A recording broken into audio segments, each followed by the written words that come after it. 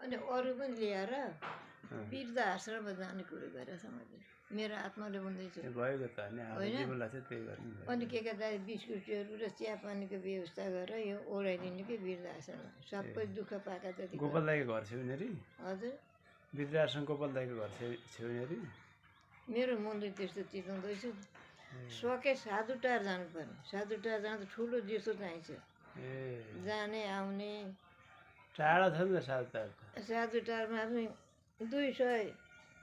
रिजर्भको गाडी जानुपर्छ क्या उहाँ जाँदा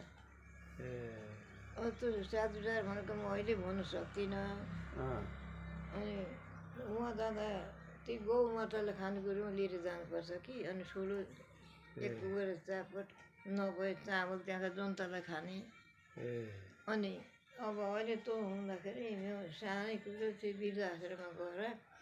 चिया पानी तिनीहरूले एक एक बेला चिया पानी र एक एक एउटा बिस्कुट पोर